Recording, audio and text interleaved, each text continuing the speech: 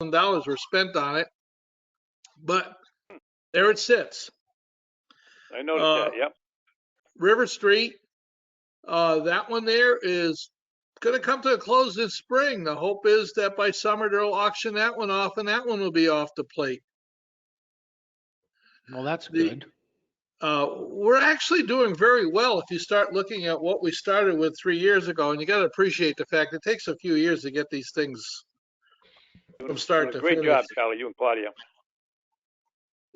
20 Pratt Street, that 3-story. Yep.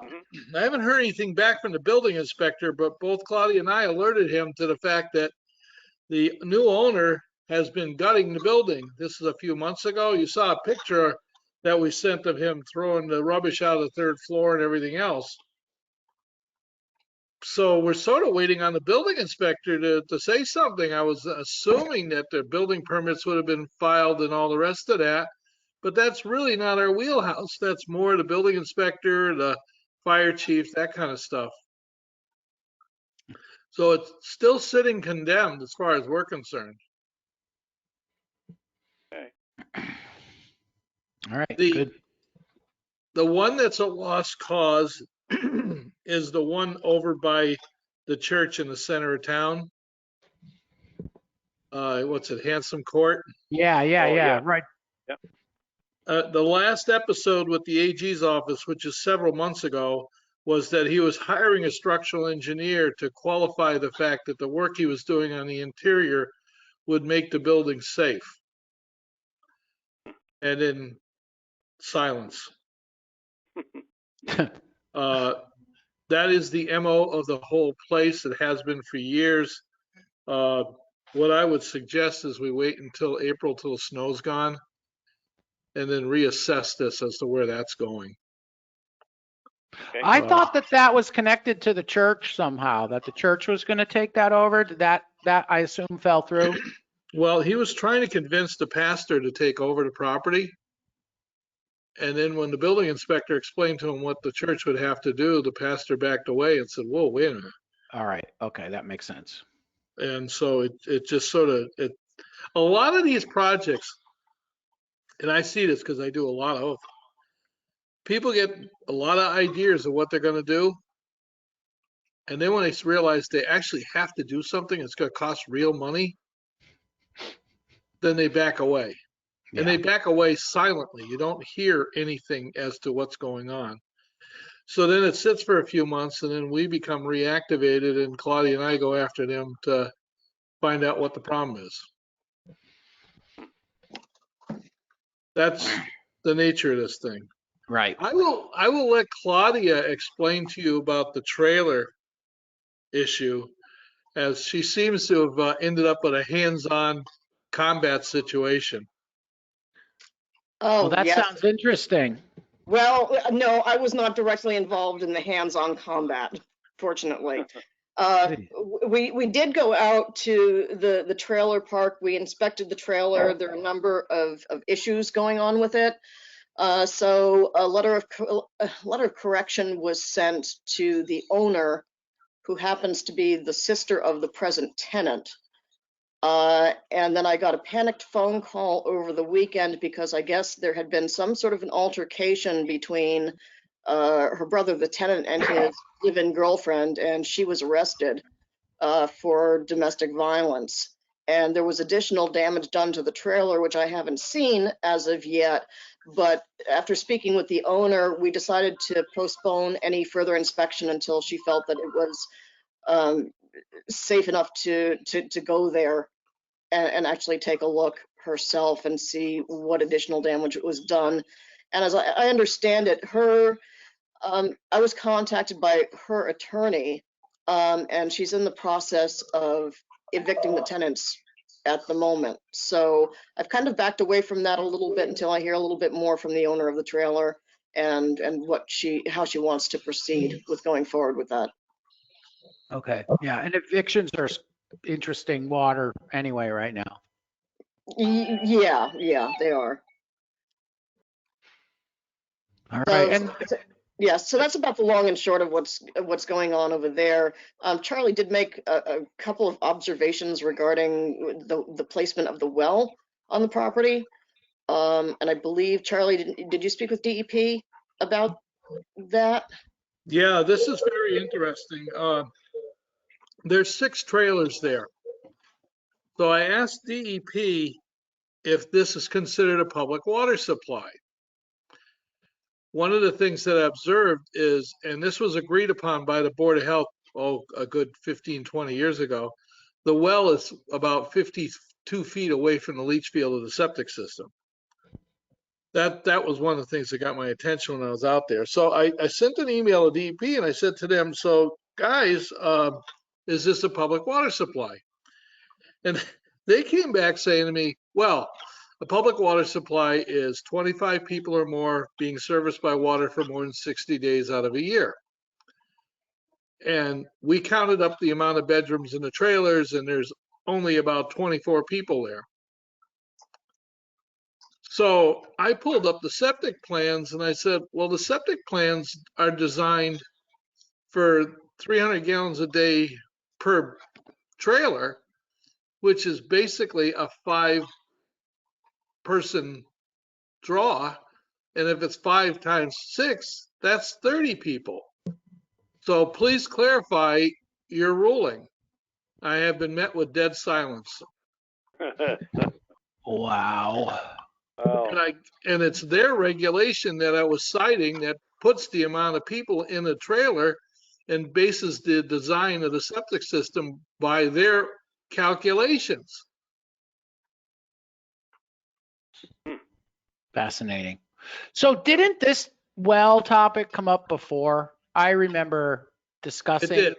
Yeah, I remember did. discussing this trailer park and the fact that 6 trailers were drawing from the same well, and that was rather unique, I believe. It is so close to being a public water supply that I would lean towards it's a public water supply.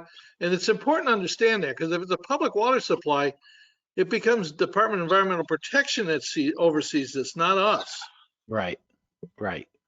And they're arguing that there's only 2 bedrooms in the trailer. And my argument is, you can't say that. You can get trailers with 3 bedrooms in it, and you designed the septic system that was approved for 300 gallons a day. You figure on 55 gallons a day per person. So that's basically at least a 5-gallon design, a 5-person design. And that's their regulation.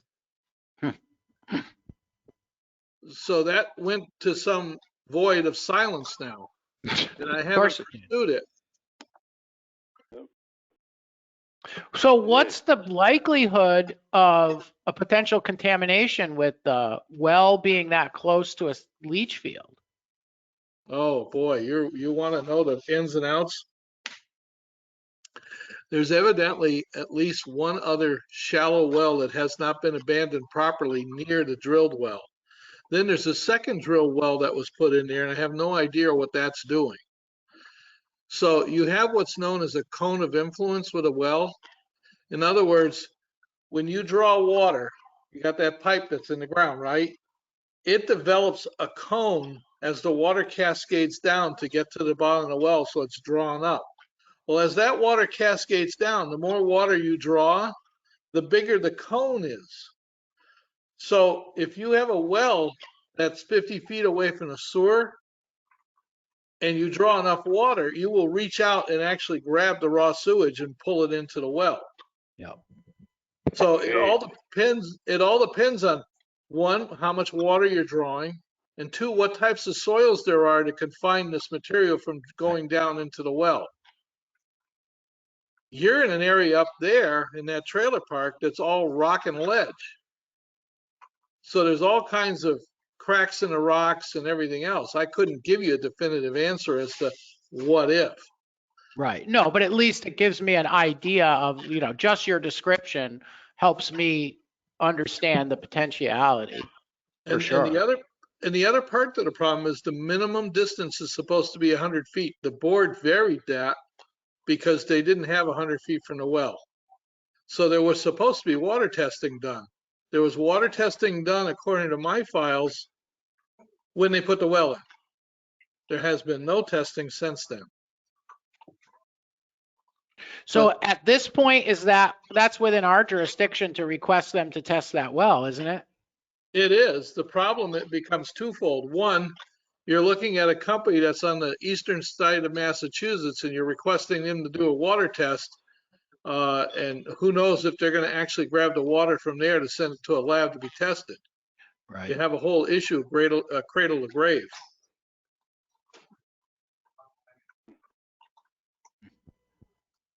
That's why I'm trying to give it to DEP. Right. And then they will do it. Right. That makes sense.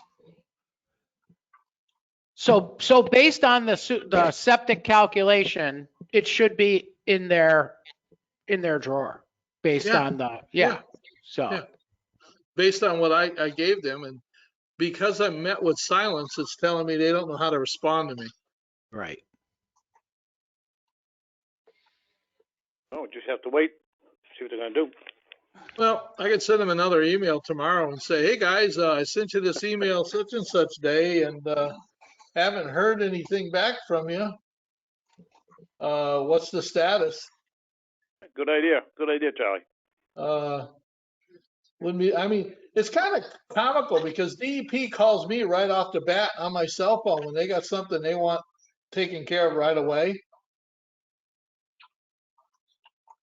I'm trying to see if I see it. Claudia, when did we go out there? It was either January? it was the end of January. Because I think that we were supposed to re-inspect on the 3rd or the 4th of February, and that didn't happen because of what happened over the weekend. All right, hang on one second here, because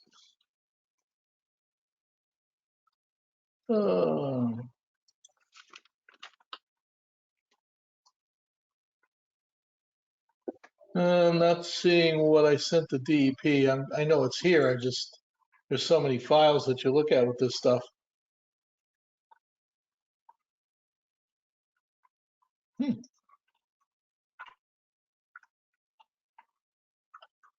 I don't see it handily.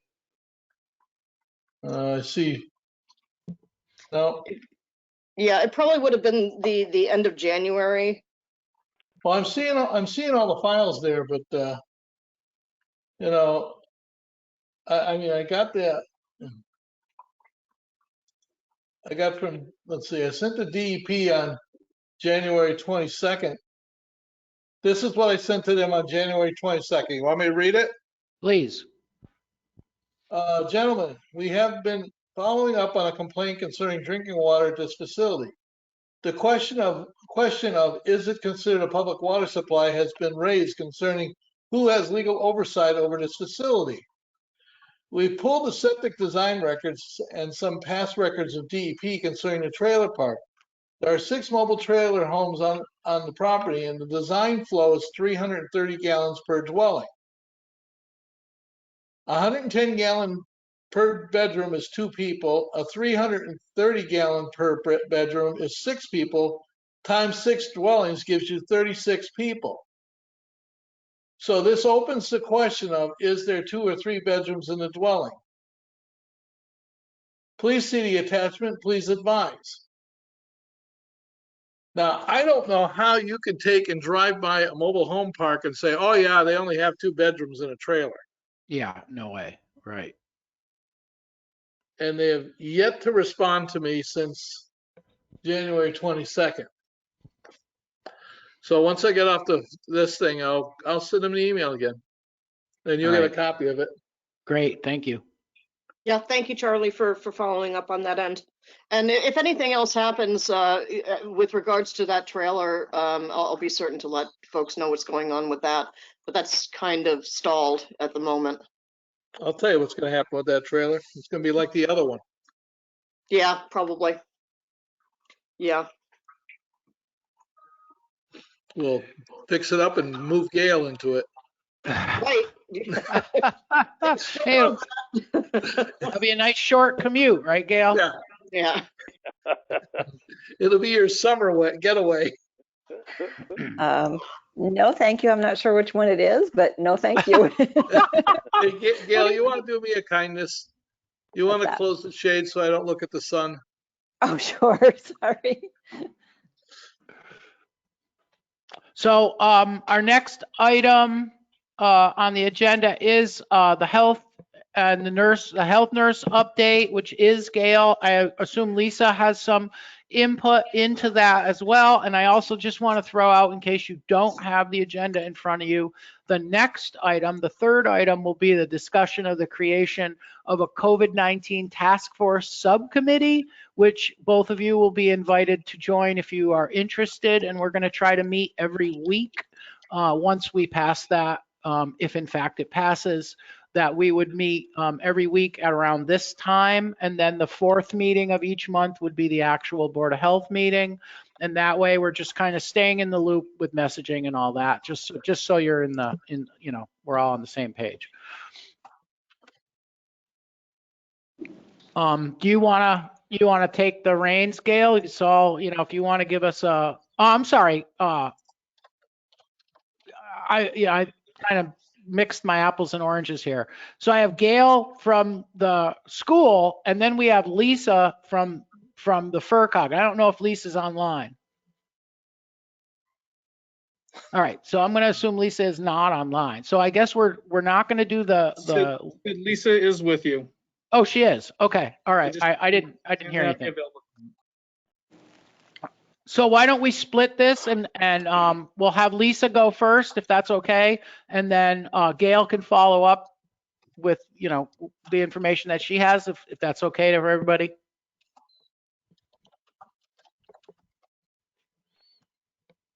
Lisa White, is your microphone working?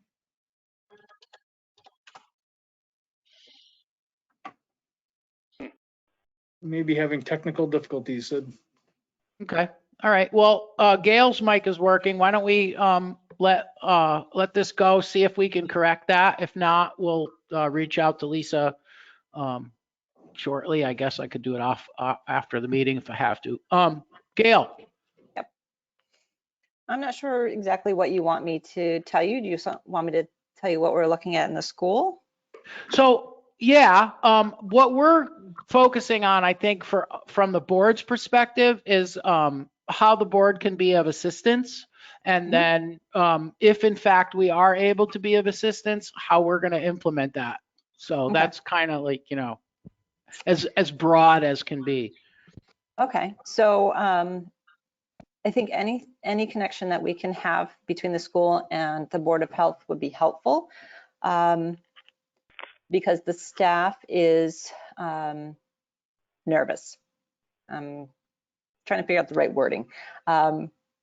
They would like to know where information is coming from and want to know, that we're getting it in a timely manner. I do have connections with, not so much with Lisa now because she's been so busy with the vaccine clinics, setting them up. So I have been talking to other members of FERCOG on a regular basis who have been keeping me informed. And now Betsy is giving me the Monday report on the numbers of cases in town, which is easier because now I'm not having to make phone calls or emails to have somebody look it up for me.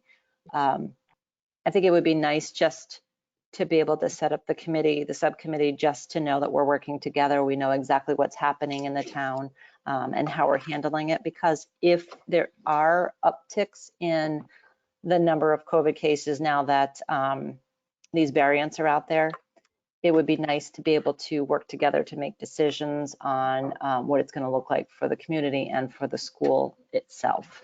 I think that's pretty much it. Okay. Unless Well, Lisa Candido has anything more to add. I think the word, Gail, is the staff is extremely anxious.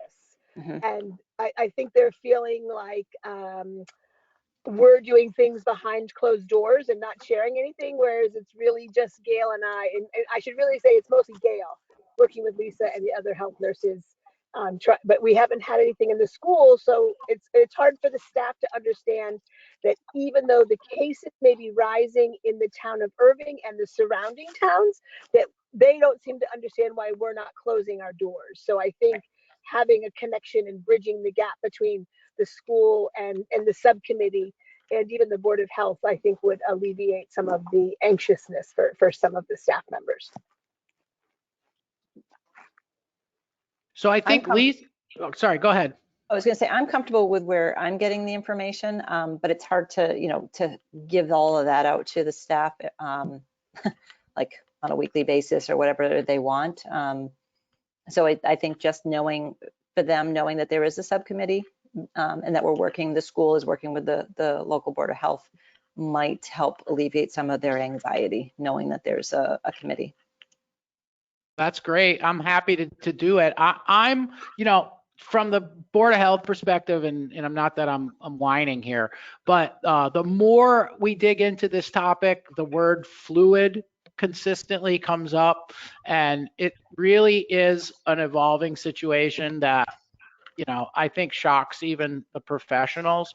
I did see a graphic that Lisa had showed me, Lisa White had showed, I think it was Lisa White, had showed at the last month's meeting, and she was kind of covering the areas, all the different towns, and different towns having different spikes, and Irving was kind of high. And I brought that up, and it appears that, and hopefully I'm not mistaken in this, that a lot of it was due to family spread. So that if you have one infected member in one house, then, your numbers will rise. I did reach out after reviewing that information because it showed Deerfield as being really high. But when I was able to get the information on that, it's because of their testing, because of the academy and the schools are doing a huge amount of testing. So the statistics can be disarming and misleading from different perspectives if you don't have the big picture. And so sometimes I think that the information isn't always as helpful as we would like it to be, if that makes any sense. No, that's absolutely true, because when Irving was in the yellow with the 7.9% positivity rate, it looks horrible. But if you look at how they get that positivity rate, that percentage, it's based on the number of tests that are taken in the town and the number of positives that come out from the testing. So for our little tiny town, it's not a good indicator because it's, we're not doing a bunch of testing. So the numbers are going to look a lot different than if we were a Deerfield or a Greenfield or a Montague or any of the bigger towns around us. So it is not statistically significant to look at that number alone. We're better off to look at the current number of cases and the previous 2 weeks to look at what the trends are doing. And right now we look great. There's no new cases in the last 2 weeks. So that's good. That's what we want to see. But that yellow designation was very difficult for the staff. And I think that's what sent them mostly in the tailspin. So yeah, I don't blame them. Yeah, I think if there's ways to go about addressing that proactively, like if the cases do go up, then maybe we have a way to proactively reach out to the community saying, these are cluster cases or, whatever we're seeing, just to kind of put people's mind at ease or help them through what the next steps are. Because I think everything's been changing so quickly. As you said, this is so fluid that trying to figure out the next steps and how to quarantine, how to isolate, how long it takes, who will get tested, what's considered a close contact, does a contact of a contact need to be tested? There's so many questions that people have that I think for us to be able to give information out ahead of time or as the information, the numbers are rising, it might be easier all the way around for the community. Yep. Yeah, and there's a lot of misinformation too. So part of hopefully what the task force will do, in conjunction with others who are doing it, we're just going to be a conduit, basically. I assume, is that the FERCog is going to be doing their info drop at I think 5 o'clock every Friday, is what I believe. And so I've got it already listed in my phone, so that at 5 o'clock every Friday, my phone reminds me to go to the website and see what's available. And my hope was to be able to get that disseminated out to the public as best as we can. The reverse 911 has come up a bunch, and we can talk about that a little bit later. I was hoping that Phil would be available to. I know he has concerns about attrition, and I know other towns have had that happen. So that's an issue with that particular means of dissemination, but I think there's got to be a way to get it out.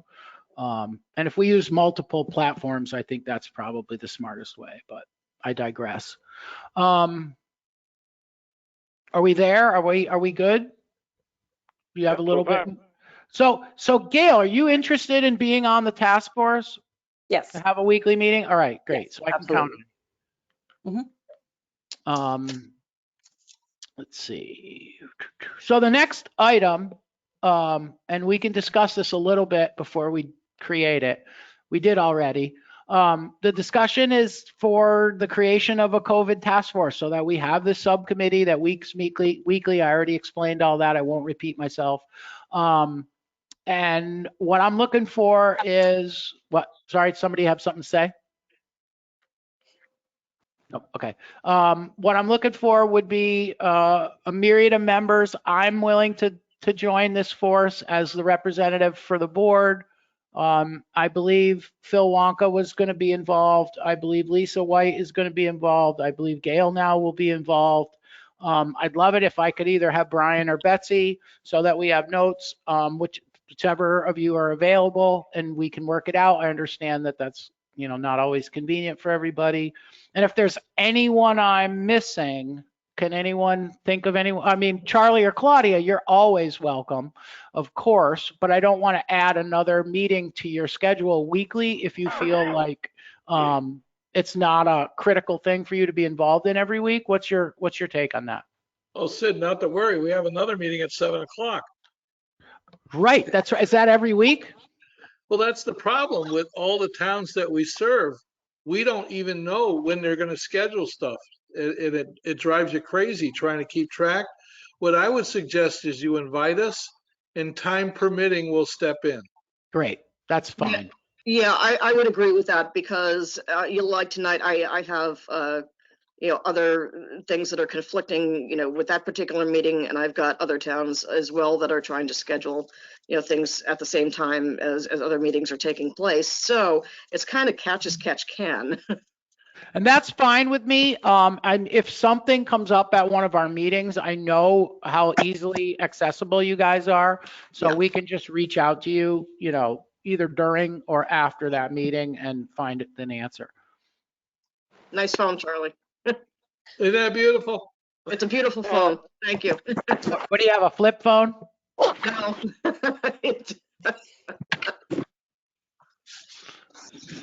See, now I'm bummed out. I can't see anything. So I guess the chair is willing to entertain a motion to throw on the floor to create a COVID task force. Second it. All right, we have a second of that motion on the floor. All those in favor? Aye.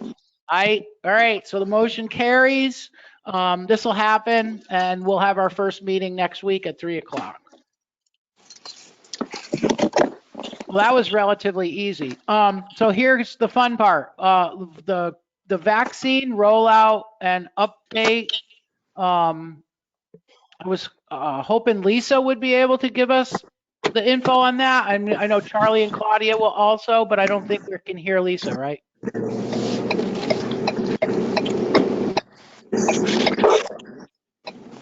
Sid, this is Phil. Oh, hey, Phil. Is Lisa not available to do that, the vaccine rollout? It doesn't sound like it. Could you give us an update, please? Okay, just like Gail Dubriel said, extremely fluid. Currently I am at the vaccine site in Greenfield that we're running today. But we were doing close to 500 vaccines a day last week. This week the vaccine rollout had been caught back. So the governor's not doing us any favors by putting out information before the sites are ready to roll. I understand this afternoon at his weekly update or his daily update, he opened up 65 and older. That's great information. Works out perfect. I can tell you that the vaccines are not, the vaccination clinics are not ready to handle that.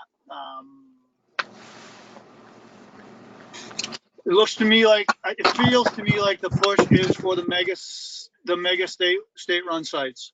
And I can tell you that East Springfield, or the East Side Mall down in Springfield, is booking 2,000 appointments a day.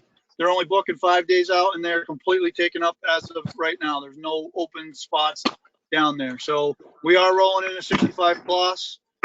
Greenfield's still marching forward with their community vaccines as long as we have vaccines over here. And the FERCOG through Lisa White is also standing up a spoked mobile vaccination plan for to roll around through the county from Deerfield, Hollamont, Furnace, and Montague through the emergency dispensing sites. I think that's about what I have right now. All right. Thank you, sir. That's great. I'm glad that we're really ahead of the game. I know Greenfield has, really stepped up to the plate here, and you guys I think you guys outdid Foxborough. Am I correct on that? So, I mean, Foxborough, when we were first open and administering vaccines here, I would say yes. Foxborough obviously has a much bigger area. So once they're completely up and running, they're doing about 5,000 a day there, which is great. Massive amounts of vaccines are getting out in the eastern side of the state. But if we watch the news, 22 News, I know there's some frustration with the town of East Longmeadow because their vaccine clinic got closed down due to no vaccines getting shipped to them. So it'll be interesting to see where everything runs with that through either political pressure or, and I can't even tell you if it's just a shortage of vaccines coming into the state. I don't honestly know. Because that actually you read my mind, because that was kind of my next question. Where do you think the logistic, not that I can fix it, but I'm just curious as to where the logistic breakdown is. I honestly think that the state's push is for the big super sites, which I don't necessarily disagree with, but I think that we can handle ourselves. I mean, we're New Englanders, we're pretty resilient. The counties should be able to take care of the counties, especially when we band together through the emergency services. We've done a great job of it so far for everything, but there's still a need for the big super sites. So I would tend to lean towards the fact that there's just not enough vaccines coming through here. I can tell you that I did receive an email, and I can't even tell you what channels I received it from, but it came in. But 12,000 vaccines are channeling to the CVS's in the state, not necessarily Greenfield location, the Federal Street location, but 12,000 additional vaccines are streaming into the state through the Federal Reserve Fund. So that doesn't necessarily take away from the state allocation, but then the question comes up with, so if the feds are giving it directly to CVS and they're not giving it to the states, then I would think that it does in some way, shape, or form. But supposedly that does not impact the federal stream to the states. I have a feeling it's just opened up more vaccines. The big one that will be the big deciding factor is the Johnson & Johnson vaccine. If they can get approval for that one, that's a one shot and done deal, instead of the Moderna and the Pfizer, which is a dual shot system. So hopefully keep our fingers crossed that we can open that up and start issuing that to people also. Great. Any idea when? I have no clue. I think it's in CDC's hands right now. And I mean, if you buy into what the news tells you, and I can only believe partially what I hear in the news because every day it's new information. They said it was about a 2-week trial process for them to give their approval. Okay. The one good thing I will say is the senior center staff stepped up to the plate. We, out of 109 residents in the town of Irving that are listed on the street list as being 75 plus, we've contacted all but 5 or 6 of those individuals just due to not having any contact information with them at all. And they either have secured appointments for them either in Greenfield or CVS or Big Y, or those people had secured them themselves, or their family members had secured them appointments. So as far as the 75 plus group goes, we are probably, I'd say we're probably 100%. And I've seen numerous members of our town residents over here at the John Zont Center in Greenfield receiving their first, at least their first dose. Great. Now, the ones from Irving that are 65, starting Monday, can they go over to Greenfield? As long as there's appointments open in the Greenfield clinic, correct. So how would you get an appointment? Is there a phone number that people from Irving can call? They can contact, I believe Brian put the information. It's an open site, so there should be a link on the town website to go to that and see that. Okay. So that is a topic that kind of came up for one of the even more rural towns than Irving at our regional meeting, and they were talking about and obviously Irving's not going to have that issue, but they were just talking about using reverse 911 to reach the older folks that, weren't necessarily going to be online, and give them that information. Like it says, this is what you need to do. Right. And so that was discussed, and I would be very leery, and I would caution you a lot. I cannot, I can't manipulate the system down to only send that out to 75 plus. So if I send out a reverse 911, it goes out townwide. Paul had asked me if I would do that, and I have no problem sending out a townwide message, but everybody just needs to be prepared for the million phone calls that are going to come. So I'll give you the one example of things that went completely askew.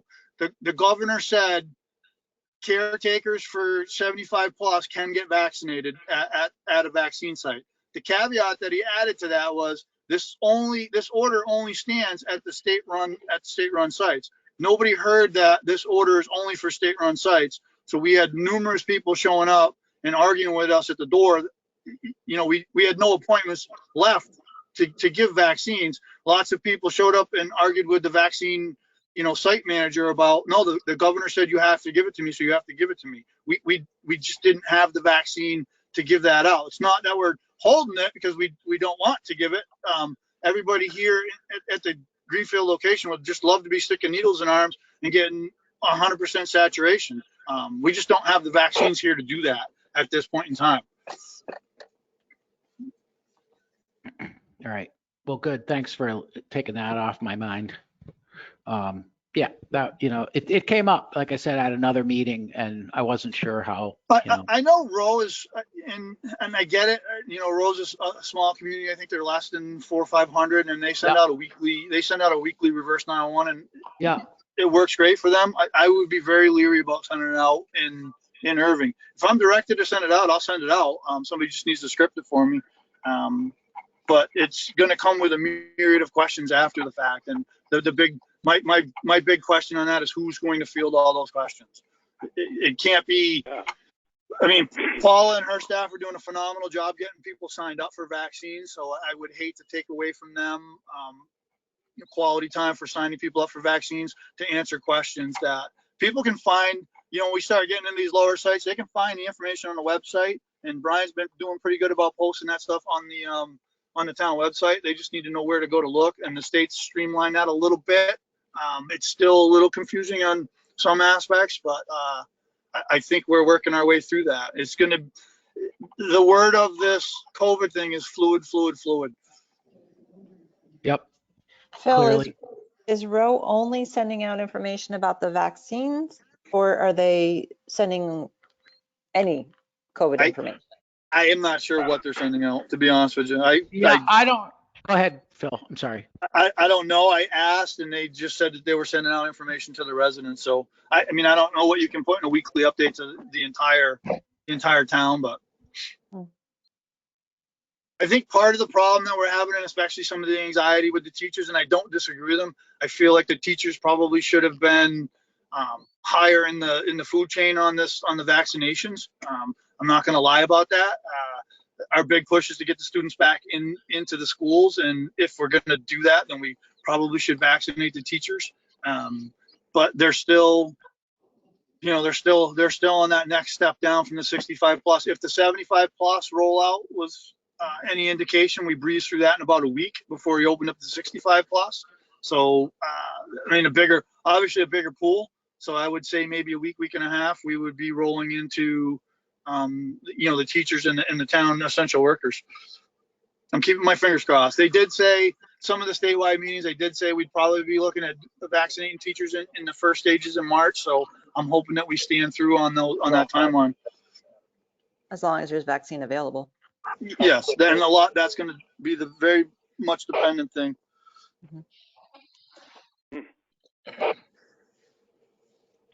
The one thing I will say, from having gone through both rounds of the vaccination, and this is just my observations of once over the world, it seems like the second round, and everybody's heard the horror stories on the news and Facebook and talking to their friends. It seems like the second dose strikes the younger generations a little harder than the older generation. So I attribute that to our parents kicked us out of the house and made us go outside and play, and we got dirty and weren't allowed to take 14 showers. So I mean, that's just my thought process on it. But second round was a little more painful, felt a little more run down, joint ache, but it was just a 24-hour thing, the way it was gone. So. Well, that's why we got to get the kids out there in the dirt. Yeah, got to get them out there to play. Open the playgrounds, let them play. Awesome. All right. Thanks, Phil. I appreciate it. Now, were you going to join us on our weekly task force thing that's going to happen at this time from now on? Are you comfortable with that? I'm going to fall in like Claudia and Charlie, and if Excellent. available, I will. Okay. But there's Great. no telling what my schedule is during the week sometimes. Excellent. All right. As long as you're available sometimes, that will be fantastic. All right. Is there any other items that need to be presented? Otherwise, we can adjourn. All right. I'm going to take that as a no. Leo, you want to make a motion to adjourn? Make a motion to adjourn. All right. Motion's on the floor. All those in favor? Aye. Aye. All right. Thank you very much, everybody. I appreciate your time, and I'll look forward to Alrighty. seeing some of you next week. Okay, Have a good week. okay. Bye, Good now. guys. Bye. Thanks again. Yep. Yay. Nobody can see me.